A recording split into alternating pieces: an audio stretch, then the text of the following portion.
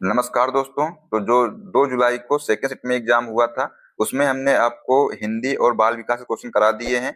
आज जो है हम लोग इसमें देखेंगे अब गणित एवं विज्ञान के क्वेश्चन। तो आप लोग जो है इनको अच्छे से मिला लीजिएगा और अपना स्कोर जो है जरूर बताइए कमेंट बॉक्स में कि कितना जो है क्वेश्चन आप लोगों ने सही किए हैं। तो आइए देखते हैं। साथियों, क्वेश्चन नंबर 91 है। पूछा गया है कि बिंदु पी रेखाखंड ए 2,4 है और बी जो है 8,16 है को जोड़ने वाले रेखाखंड को 1:2 के अनुपात में आंतरिक रूप से विभाजित करता है। तो P के निर्देशांक ज्ञात कीजिए। बताइए क्या होगा आंसर। तो इसका आंसर हो जाएगा बेटा 4,8 जो है जिसने इसका आंसर लगाया है उसका आंसर सही होगा। ठीक है। नेक्स्ट क्वेश्चन था कि यदि m और n द्विघात समीकरण x square minus 11x plus 24 equal to 0 के मूल है तो m cube plus n cube का मान ज्ञात कीजिए। तो इसका आंसर हो जाएगा ऑप्शन नंबर डी 539 जो है इसका मान निकल कर आया है। ठीक है। नेक्स्ट क्वेश्चन है x plus 2y plus 3z bracket बंद, इसके बाद जो है 2x minus Y plus Z में जो है असमान पदों की संख्या ज्ञात करें। जब इसको सॉल्व करेंगे तो इसका आंसर हो जाएगा ऑप्शन नंबर सी जो है 6 आंसर इसका निकल कर आएगा। ठीक है। अगला क्वेश्चन पूछा गया है एक स्पर्श रेखा वृत्त को ए पर स्पर्श करती है। यदि ओ के केंद्र मतलब ओ केंद्र है तो ओ ए और स्पर्श रेखा के बीच कोण ज्ञात कीजिए। तो इसका आंसर कितना निकल कर आया है बताइए। तो इसको सॉल्व करेंगे तो इसका आंसर निकल कर आ जाएगा 90 डिग्री। ठीक है। तो यहाँ पर इसका आंसर हो जाएगा ऑप्शन नंबर बी। ठीक है। अगला क्वेश्चन है वह धनात्मक पूर्णांक ज्ञात कीजिए जिसमें 3 जोड़ने पर उसके घनमूल का मान प्राप्त होता है और जब इस परिणाम का पुनः घन किया जाता है तो प्राप्त नया मान मूल संख्या से 513 अधिक होता है। तो इसका आंसर निकल कर आया है 216। ठीक है। अगला क्वेश्चन था क्वेश्चन नंबर 96 है। पूछा गया था कि यदि y plus 1/y equal to 5 है तो y square plus 1/y square plus 5 का मान ज्ञात करें। तो इसको सॉल्व करेंगे तो इसका मान निकल कर आएगा 28। ठीक है। ऑप्शन नंबर सी इसका राइट आंसर होगा।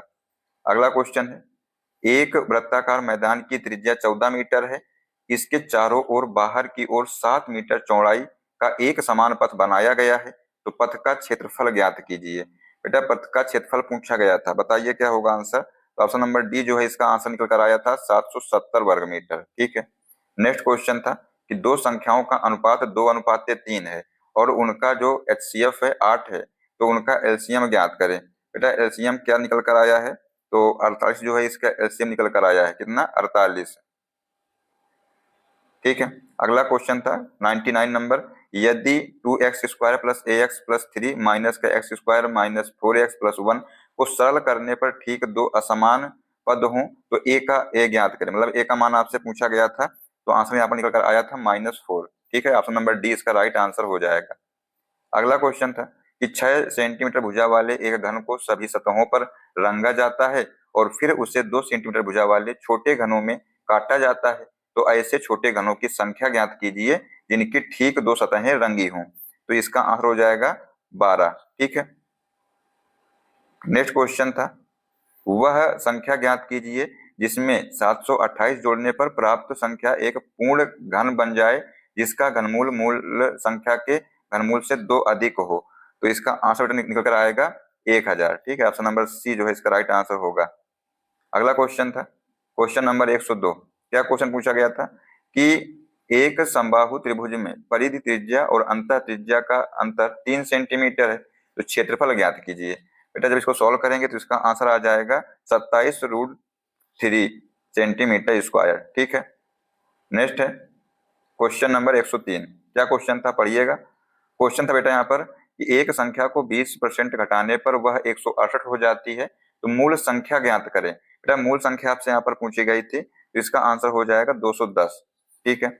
अगला क्वेश्चन था यदि x plus y equal to 5 है तथा x square plus y square equal to 13 है तो x प्लस और y ज्ञात करें। मतलब x और y के मान आपसे पूछे गए थे तो क्या मान निकल कर आए हैं 2 और 3 जो है इसके मान निकल कर आए हैं। ठीक है। नेक्स्ट क्वेश्चन यदि x plus y plus z equal to 0 है और x square plus y square plus z square equal to 2 है तो x की पावर 4 प्लस एक्स वाई की पावर 4 प्लस जेड की पावर 4 का मान ज्ञात करें। तो बेटा जो 105 नंबर क्वेश्चन है इसका आंसर आ जाएगा 2। ठीक है। ऑप्शन नंबर जो इसका डी है इसका राइट आंसर हो जाएगा। ठीक है।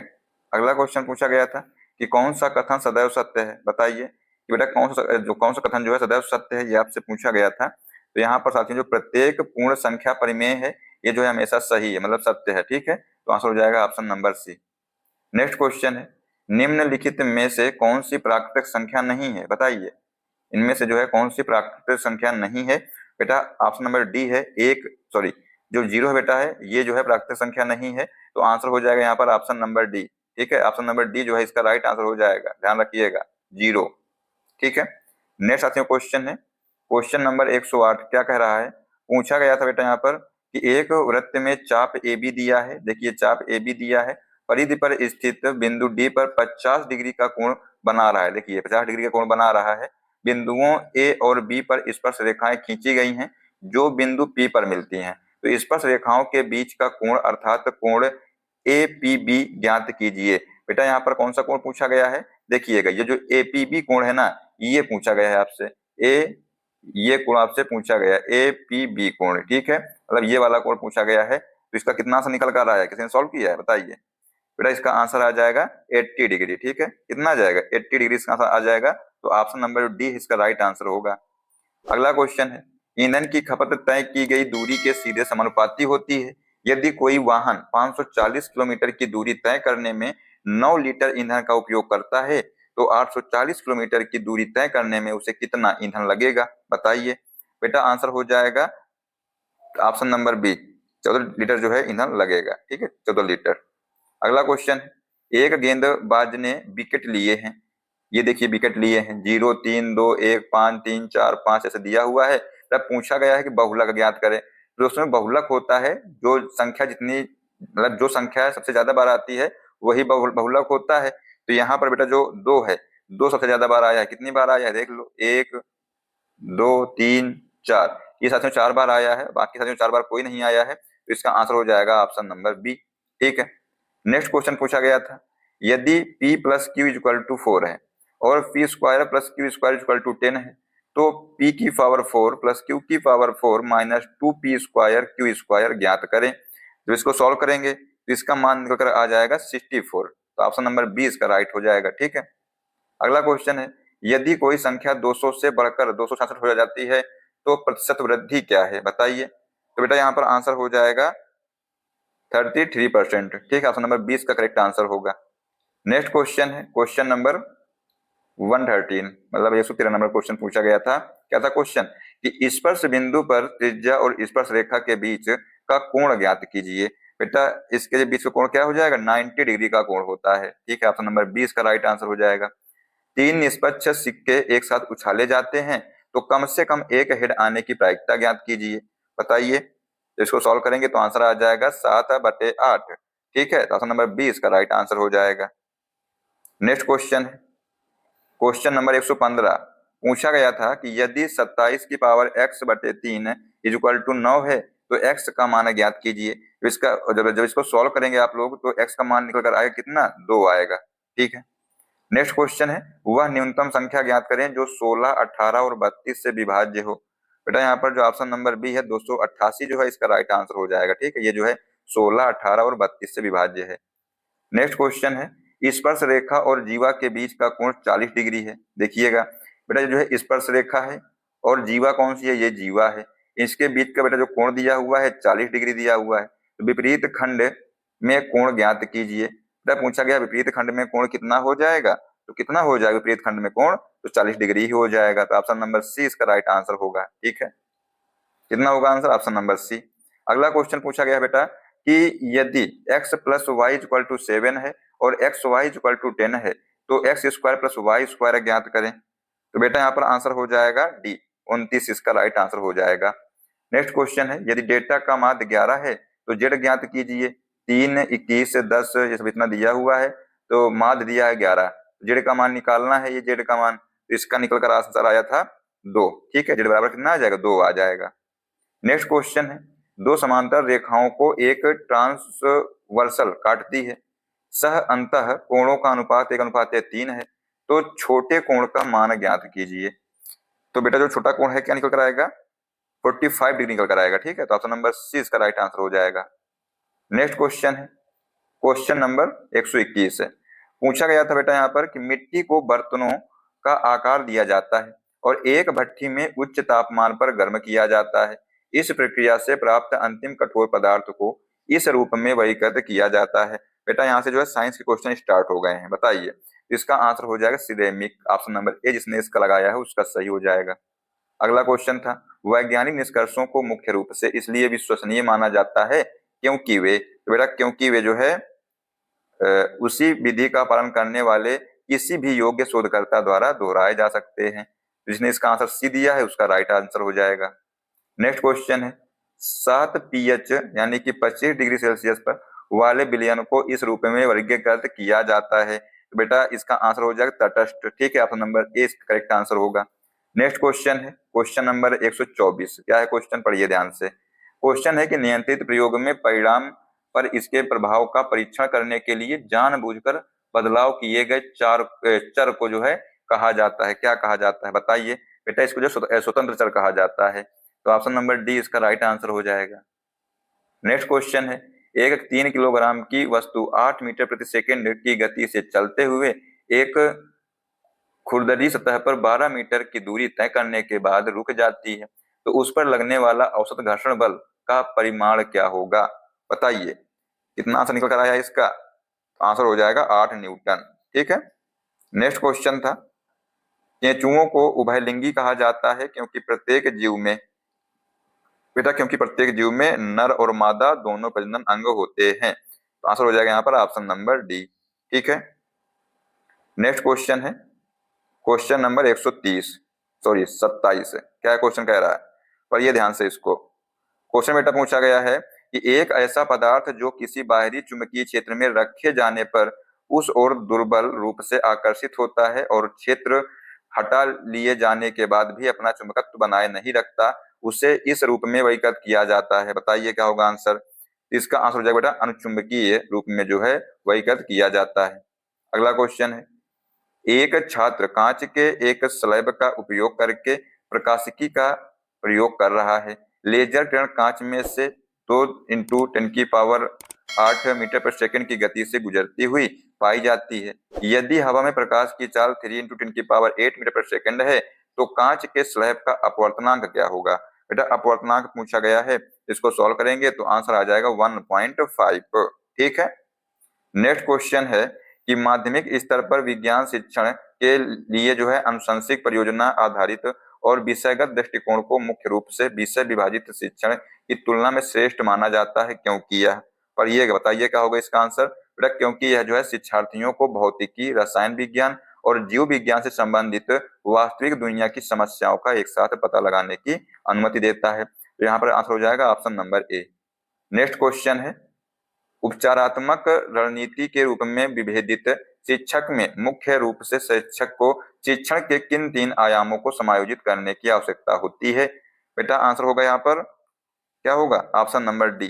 ठीक है, पढ़िएगा क्या है क्वेश्चन, मतलब क्या है आंसर कि विषय वस्तु क्या पढ़ाया जाता है, प्रक्रिया कैसे पढ़ाया जाता है और जो परिणाम बेटा है ये समझ को कैसे प्रदर्शित किया जाता है। ठीक है, तो ये इसका आंसर हो जाएगा option number D. Next question पूछा गया है, क्वेश्चन नंबर है 131 है कि निम्नलिखित में से कौन सी कंप्यूटर सिस्टम में प्राथमिक मेमोरी है बताइए। जिसने इसका आंसर ए दिया है उसका राइट आंसर हो जाएगा रैम जो है बेटा ये प्राथमिक मेमोरी है। नेक्स्ट क्वेश्चन है, विज्ञान शिक्षा में रूब्रिक का मुख्य रूप से इसके उपयोग किया जाता है बताइए। तो आंसर हो जाएगा ऑप्शन नंबर बी, मूल्यांकन के मानदंड और प्रदर्शन के स्तर निर्धारित करने के लिए। ठीक है, ऑप्शन नंबर जो बी है इसका राइट आंसर होगा। नेक्स्ट क्वेश्चन है, फूल वाले पौधों के परागण को परागकणों के स्थानांतरण के रूप में परिभाषित किया जाता है। बेटा जो है आंसर हो जाएगा ऑप्शन नंबर सी, परागकोण से वर्तिकाग्र तक। ठीक है। नेक्स्ट क्वेश्चन है, हार्डी वेनबर्ग सिद्धांत कहता है कि किसी जनसंख्या में एलील आवृत्तियां तभी स्थित रहती हैं जब निम्नलिखित में से कौन सी शर्तें एक साथ पूरी होती हैं। बेटा इसका आंसर हो जाएगा ऑप्शन नंबर बी, यह आबादी बड़ी है, इसमें यादृच्छिक प्रजनन होता है, कोई चयन नहीं, कोई परिवर्तन नहीं और कोई जीन प्रवाह नहीं होता है इसमें। ठीक है, तो ऑप्शन नंबर जिसने बी दिया है उसका राइट आंसर होगा। अगला क्वेश्चन बेटा पूछा गया था कि रेफ्रिजरेटर और एरोसोल स्प्रे से निकलने वाले जो क्लोरोफ्लोरोकार्बन है ये मुख्य रूप से किसके क्षरण के लिए जिम्मेदार है बताइए। आसान प्रश्न था बेटा ये। तो ये साथियों जो है ओजोन परत के लिए जिम्मेदार है। ठीक है। अगला क्वेश्चन है, पूछा गया था कि निम्नलिखित में से कौन सी विद्युत प्रतिरोध की एसआई इकाई है, बताइए इनमें से दोस्तों कौन सी जो है विद्युत प्रतिरोध की एसआई इकाई है। तो आंसर हो जाएगा यहाँ पर ओम बेटा, ठीक है। नेक्स्ट है, पहला पूर्णतः संश्लिष्ट रेशा जो पूरी तरह से पेट्रोकेमिकल आधारित पदार्थों से बनाया गया है वह क्या है बेटा, वह जो है नायलॉन है। आंसर हो जाएगा ऑप्शन नंबर ए। अगला क्वेश्चन देखते हैं, क्या है क्वेश्चन, लोहे को उसके अयस्क हेमेटाइट Fe2O3 से निम्न द्वारा निकाला जाता है। तो बेटा ये जो है किस द्वारा निकाला जाता है, ब्लास्ट फर्नेस में कोक यानी कार्बन के साथ अपचयन के द्वारा जो है निकाला जाता है। तो आंसर हो जाएगा ऑप्शन नंबर डी।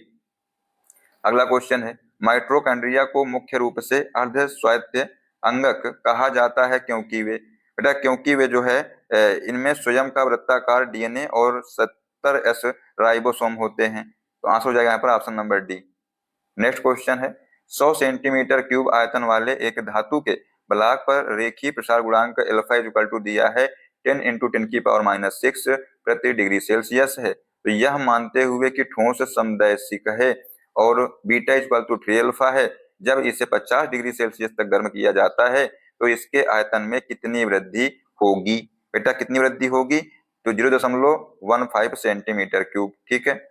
अगला क्वेश्चन है, नाइट्रोजन चक्र में जीवाणुओं का कौन सा वंश अमोनिया, मतलब दोस्तों इसका सूत्र क्या होता है अमोनिया का, NH3 होता है, का ऑक्सीकरण करके नाइट्राइट में बदलने का यानी कि नाइट्रिफिकेशन का पहला जो चरण होता है बेटा ये क्या कहलाता है, मतलब जो पहला चरण है पूरा करता है, कौन पूरा करता है ये आपसे पूछा गया है, तो नाइट्रोसोमोनास, ठीक है। नेक्स्ट क्वेश्चन है 142 नंबर, पढ़िए ध्यान से इसको। क्वेश्चन दोस्तों था कि लैमार्क के विकासवाद के सिद्धांत हैं दोस्तों, लैमार्कवाद के अनुसार नई प्रजातियां मुख्य रूप से इनके द्वारा उत्पन्न होती हैं।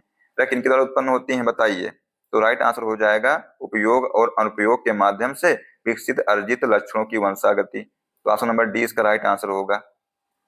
नेक्स्ट क्वेश्चन है, किसी वस्तु मतलब किसी भी वस्तु की स्थिति के लिए उत्तल दर्पण द्वारा बनने वाली जो छवि का स्वभाव कैसा होता है बताइए।